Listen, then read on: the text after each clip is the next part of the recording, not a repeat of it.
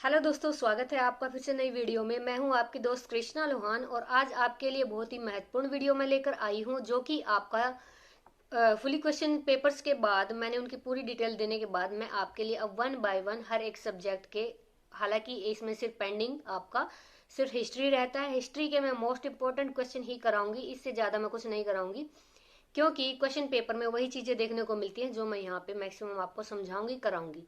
तो चलिए दोस्तों, आज की वीडियो का भी हमारा टॉपिक रहेगा हिस्ट्री का क्वेश्चन पेपर जो आपका है वह मैं करा चुकी हूँ, डिटेल दे चुकी हूँ, मोस्ट इंपॉर्टेंट क्वेश्चन भी बता चुकी हूँ। अब उन्हीं क्वेश्चन पेपर्स को मैं आपको यहाँ पे जो है एक्सप्लेन करूंगी और साथ साथ ये भी बताऊंगी आपको लिखना किस तरह से है।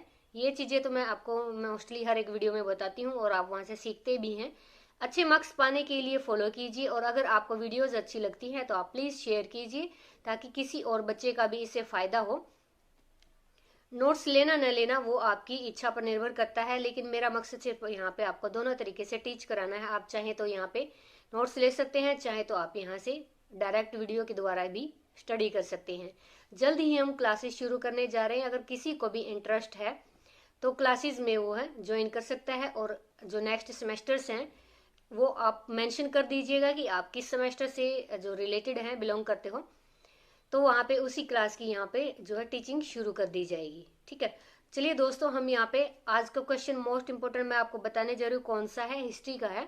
हिस्ट्री का क्वेश्चन ये यहाँ पे है 1857 का युद्ध, यानी कि पूरा फॉर्मेट मैंने यहाँ पे एक जे नोट्स देख रहे हो आप, इन नोट्स में मैंने तैयार कर लिया है। इस क्वेश्चन में अगर कहीं से भी कुछ भी आता है तो मैंने उसके लिए हर एक जो है टॉपिक पर नोट्स बनाए हुए हैं, आप यहाँ से इसको लर्न कर सकते हैं। पूरा क्वेश्चन मैं आपको यहाँ पे दो वीडियोस में निकालूंगी, क्योंकि एक वीडियो बहुत ही ज्यादा लंबी, और हिस्ट्री आपको पता ही है, उबायु समझते हो आप इस चीज को कि उबायु है, तो हम इसका नीरसपन खत्म करते हुए क्वेश्चन को दो वीडियोस में लेके चलेंगे।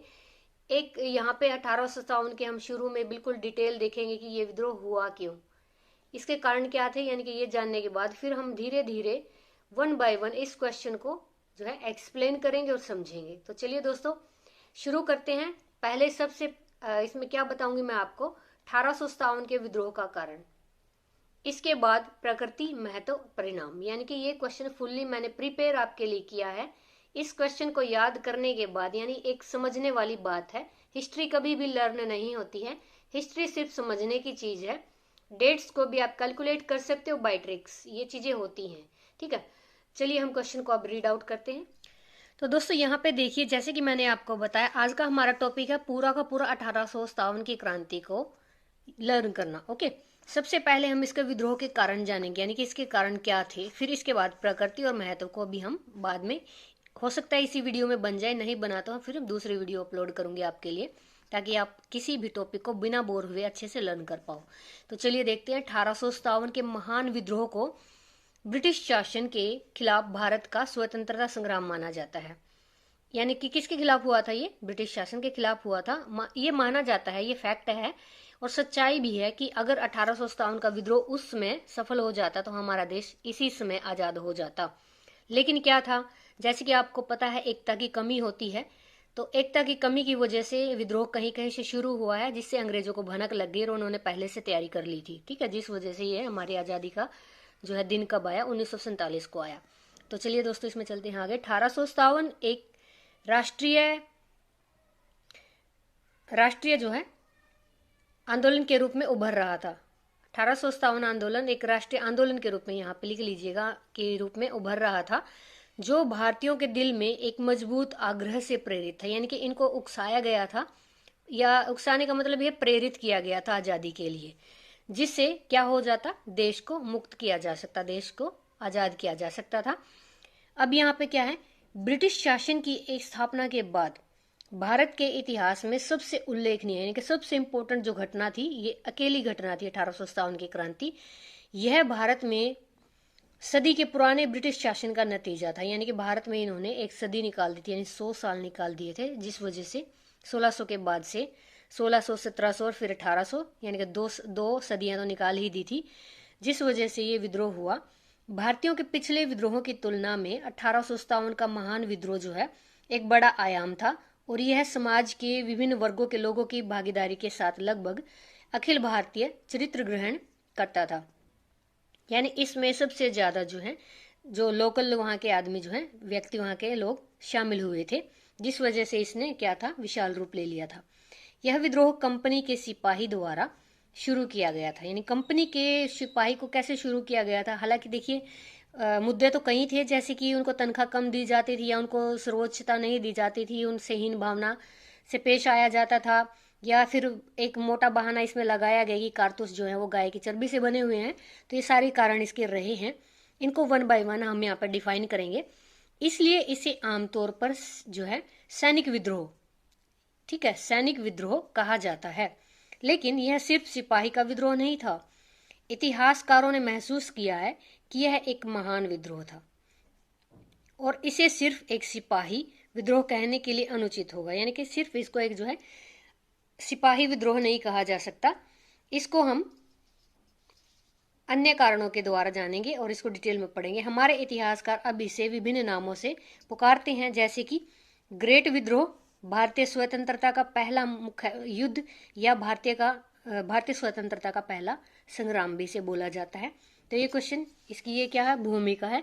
हर एक 16 नंबर के क्वेश्चन को भूमिका चाहिए होती है। अगर आपको अच्छे मार्क्स चाहिए हैं तो इन चीज़ों को फॉलो कीजिएगा। कंक्लूजन भी जरूरी है, तो यहाँ पे मैंने इसकी ये भूमिका जो है लिखी है। एटलीस्ट आपको कम से कम 10-12 लाइन जो है इसमें लिखनी पड़ती है, ठीक है। चलिए अब इसको विद्रोह को देख लेते हैं आगे डिटेल में। यहाँ पे हमने इसका जो है हेडिंग डाली है विद्रोह। 29 मार्च 1857 को बैरकपुर के भारतीय सिपाही, यानी बैरकपुर में जो भारतीय सिपाही था हबीदार मंगल पांडे, इसके नेतृत्व में विद्रोह कर रहे थे, ठीक है। यानी कि इनका लीडर कौन था? मंगल पांडे था। 29 मार्च 1857 की बात है। 10 मई को ईस्ट इंडिया कंपनी के सिपाही मेरठ में विद्रोह कर रहे थे। अब विद्रोह जो था जल्दी से कहाँ कहाँ फैला? दिल्ली, कानपुर, अलीगढ़, लखनऊ, झांसी, इलाहाबाद, औध और उत्तर भारत के अन्य स्थानों में भी ये फैल गया था। अब इससे क्या था, ब्रिटिश जो शासन था यानी अंग्रेजों का शासन था, उससे जो असंतुष्ट सिपाही थे, सबसे पहले सिपाही विद्रोह है तो यहीं से शुरू होता है। असंतुष्ट सिपाही द्वारा शुरू किया गया विद्रोह जल्द ही ब्रिटिश सरकार के खिलाफ सामान्य, यानी कि इसको ब्रिटिश सरकार के खिलाफ जो है सामान्यतः विद्रोह जो है बढ़ता जा रहा था और यह जल्द ही भारत में शक्तिशाली ब्रिटिश शक्ति के विरुद्ध एक बड़ी चुनौती बन गया। झांसी की रानी लक्ष्मीबाई, तांत्या टोपे, बिहार के कुंवर सिंह, नाना साहिब, औध की शुरुआत हुई और फैजाबाद के अहमदुल्ला इस विद्रोह के कुछ महत्वपूर्ण नेता रहे हैं। यानी आपको ये भी डिफाइन करना, आप इनको ब्लैक पेन से डिफाइन करेंगे तो बहुत ज्यादा इंप्रेशन अच्छा जाएगा। अब पूरे उत्तर भारत में बिहार से पंजाब तक अंग्रेजों के खिलाफ हथियारों में था भयानक लड़ाई जो है, यानी पूरा भारत जो है हथियारों से लैस था। भयानक लड़ाई के बाद विद्रोहियों ने दिल्ली शहर पर कब्जा कर लिया था। ग्वालियर की ब्रिटिश हाथों से छीन लिया गया ग्वालियर को, और विद्रोहियों ने बहादुर शाह को हिंदुस्तान के जो क्या था सम्राट घोषित कर दिया। यानी कि पहले इनका जो लीडर बना, इसके बाद अगर राजाओं की बात करें तो बहादुर शाह को सम्राट घोषित कर दिया गया। कारण क्या रहे हैं, अब कारण हम यहाँ डिटेल में पढ़ेंगे। 1857 के महान विद्रोह दो और सिपाही विद्रोह के कारणों का अध्ययन निम्नलिखित प्रमुख पॉइंट्स में किया जा सकता है, प्रमुख बिंदुओं में किया जा सकता है। राजनीतिक कारण क्या रहे हैं? विद्रोह के फैलने के लिए प्रमुख राजनीतिक कारण क्या थे? जैसे दहेज जैसी के बाद अनुबंध की नीति थी, यानी कि यहाँ पे विवाद के सिद्धांत या गलत शासन के आधार पर उन्होंने अपने शासकों को अपमानित करने के बाद राज्यों पर कब्जा कर लिया। तो यहाँ पे क्या था, राजनीतिक कारण क्या था कि वो क्या करते थे, जैसे इसमें क्या था इस प्रथा में दहेज जैसी, जिसमें कि मतलब किसी भी राजा के पास अगर संतान नहीं होती तो उस पर अंग्रेज कब्जा कर लेते थे। और अनुबंध की नीतियां जैसे सहायक संधि है, लैप्स नीति, इस तरह से कई नीतियां जो है चलाई गई है। अब वहां पे कब्जा कर लिया गया था तो सतारा, झांसी, सबलपुर, नागपुर आदि अपनी आक्रामक नीति से पीड़ित थे। यानी सभी यहाँ पे जो जितनी भी जनता थी वो सभी इनसे परेशान हो चुकी थी। ये सभी राज्य ब्रिटिश शासन के अधीन आए, यानी इन्होंने उसकी अधीनता स्वीकार कर ली। 1856 में उन्होंने भ्रष्टाचार की याचिका पर औध को पकड़ लिया। यानी औध क्या थे, नेता थे। उन्होंने नागपुर और औध के महलों को देखा। न केवल सत्तारूढ़ घर बल्कि कर्मचारियों और अन्य आश्रित परिवारों को भी डलहौजी की नीति के लिए अपनी जिंदगी से वंचित कर दिया गया। यानी कि इन्होंने डलहौजी की नीति कौन सी थी, तो उसमें इन्होंने कर वगैरह लगाए हैं जनता पर, तो उससे जिंदगी से इन्होंने वंचित कर दिया गया था। तो मुगल सम्राट बहादुर शाह दूसरा यानी द्वितीय जो है, इनकी ओर से उनकी मातृभाषा मुस्लिम समुदाय की भावना को चोट पहुंचाती थी। पेशवा नाना साहिब की पेंशन को बंद करने से मराठों ने चौंका दिया था। शाही परिवारों यानी कि इनकी पेंशन बंद कर दी गई थी नाना साहिब की, जिस वजह से मराठे जो चौंक गए थे।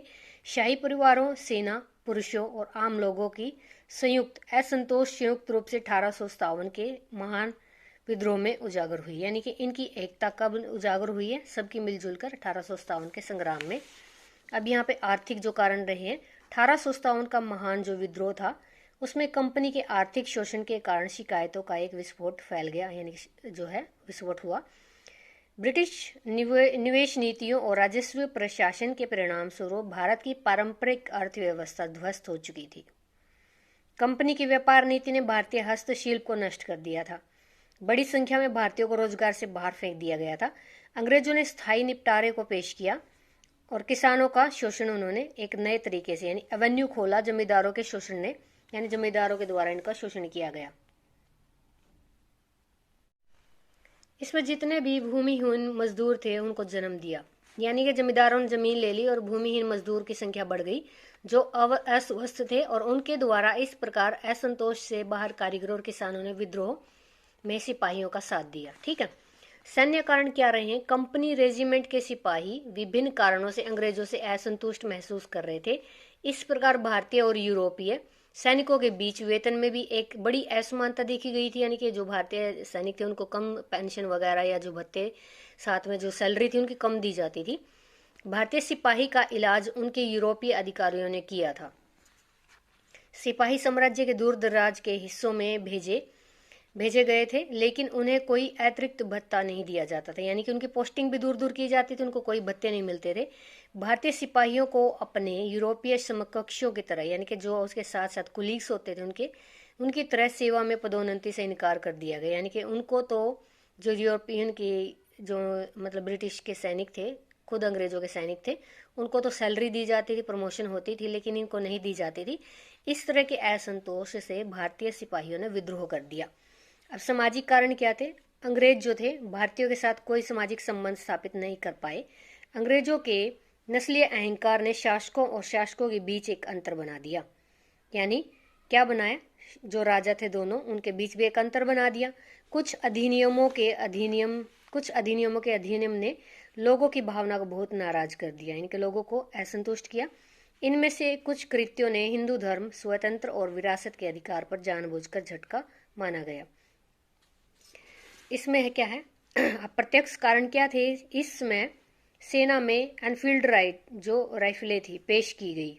प्रत्यक्ष कारण जो मेन माने गए हैं फिर इनके बाद कि इन राइफलों की गोलियों को पेपर द्वारा ग्रीस के साथ कवर किया गया। यानी कि पेपर के द्वारा ग्रीस से इनको कवर किया गया और इनका उपयोग करने से पहले दांतों द्वारा कवर को काटना होता था। हिंदू मुस्लिम सैनिकों ने कवर को काटने से इनकार कर दिया।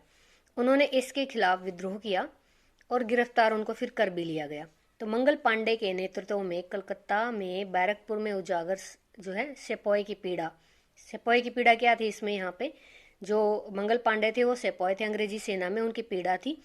तो उन्होंने योजनाबद्ध विद्रोह में मेरठ से शुरू किया गया। धीरे धीरे यह उत्तर में पंजाब से दक्षिण से नर्मदा तक, उत्तर में पंजाब, दक्षिण में नर्मदा और पश्चिम में राजपूताना, पूर्व में बिहार तक फैल गया। क्योंकि ब्रिटिश सेना में भारतीय सिपाहियों द्वारा विद्रोह शुरू किया गया था, लेकिन विद्रोह को सिपाही द्वारा विद्रोह के रूप में जाना जाने लगा। यानी कि इस विद्रोह को सिपाही विद्रोह के रूप में जाना जाने लगा। जब मेरठ के सिपाही दिल्ली पहुंचे तो वहां बड़ी जो उछाल आई इस विद्रोह में।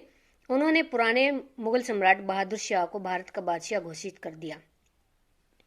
उन्हें हिंदू मुस्लिम एकता के प्रतीक के रूप में स्वीकार किया गया। सेपॉय के बीच यानी सिपाहियों के बीच विद्रोह के फैलने के साथ आम आदमी विद्रोह में शामिल हो गए।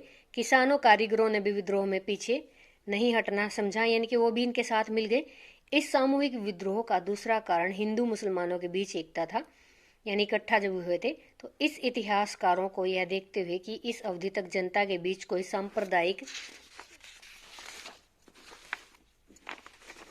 सांप्रदायिक भावना नहीं थी, यानी कि इनके बीच क्या थी, एकता थी। विद्रोह का अंत कैसे हुआ? विद्रोह को दबाने के लिए ब्रिटिश सरकार सभी शक्तियों के साथ बाहर आई। सिपाही ने 4 महीने तक अपनी सीमित ताकत के साथ लड़ाई लड़ी, जितने भी सिपाही थे। फिर सिपाहियों को पीछे हटना पड़ा। 25 सितंबर को ब्रिटिश सैनिकों ने दिल्ली वापस कर ली। बहादुर शाह को गिरफ्तार कर लिया गया। नाना साहेब कानपुर की लड़ाई जो हार चुके थे, उनके कमांडर तात्या टोपे थे, तो उन्होंने भी अप्रैल 1859 में ये लड़ाई लड़ी और जारी रखी। ब्रिटिश सेना को आत्मसमर्पण भी उन्होंने कर दिया। झांसी की जो लक्ष्मीबाई थे, उन्होंने युद्ध के मैदान में अपना जीवन खो दिया। बिहार के बख्तर खान, कुंवर सिंह, बहादुर खान, फैजाबाद में मौलवी अहमद अब्दुल्ला, इन्होंने एक के बाद एक अपना जीवन खो दिया। 1859 के अंत तक ब्रिटिश शक्ति को परेशान क्षेत्रों में फिर से स्थापित किया गया, यानी कि इनको फिर से दूर दूर के इलाकों में डाल दिया गया। अब विफलता क्यों हुई इसके विद्रोह की कारण, ये भी जान लीजिए, साथ में एंडिंग है। इस विद्रोह की विफलता के पीछे कई कारण थे। सिपाहियों का कोई केंद्रीय संगठन नहीं था, यानी कि जैसे कि रेजिमेंट्स होती हैं, कोई एकीकृत कार्यवाही भी नहीं थी। बहादुर शाह, नाना साहेब, लक्ष्मीबाई, किसी को भी असली नेता के रूप में स्वीकृति नहीं दी गई। उनके पास अलग अलग लक्ष्य थे, बार बार उनके विरोधाभास होते थे, यानी कि उनमें मतभेद होते थे। अंग्रेजों की बड़ी संख्या में सेनाएं थी। तो यहाँ पे क्या था, इस युद्ध के अंत के बाद सैनिकों को नए समूहों को भारत भेजा गया, यानी कि यहाँ पे अंग्रेजों की टुकड़ी भी आ गई थी बड़ी। यहाँ पे ताजा सेना के लोग सिंगापुर से आए थे, यानी कि नई जो सेना मंगाई थी, सिंगापुर से बुलाए गए थे। इसके परिणाम स्वरूप विद्रोह के बीच में ब्रिटिश बल की ताकत दोगुना हो गई थी। जीत का मौका दूर हो गया था। सिपाहियों के पास कोई बेहतर हथियार नहीं थे। दूसरी तरफ जो ब्रिटिश बल में भारी और बेहतर शस्त्रागार था, वो अपने पुराने मॉडल जो मस्केट थे, भाले, तलवार, इनके साथ बेहतर जो है बंदूकें और राइफलों से मेल नहीं था। तो हार लगभग इनकी निश्चित थी। इसके अलावा इस विद्रोह के नेताओं ने होलकर, सिंधिया, राजपूत सरदार या राजा जैसे कोई देशी राज्यों का समर्थन भी इनको नहीं मिला था। उन्होंने अंग्रेजों का समर्थन किया। शिक्षित मध्यम वर्ग के लोग जो थे ब्रिटिश शक्ति के पीछे थे, यानी कि जो पढ़े लिखे थे वो सब ब्रिटिश सेना से मिले हुए थे।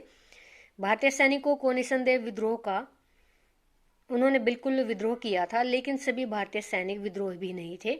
सफेद शासकों के लिए पूरे भारतीय सैनिकों का दबाना बहुत कठिन और असंभव था। ठीक है, तो यहाँ पे नेक्स्ट वीडियो में हम देखते हैं 1857 के विद्रोह की प्रकृति और महत्व हम दूसरी वीडियो में समझेंगे। यहाँ पे इस वीडियो को आप रिवाइज करके इन पॉइंट्स को लिख सकते हैं, स्क्रीनशॉट ले सकते हैं, साथ में आप समझ भी सकते हैं।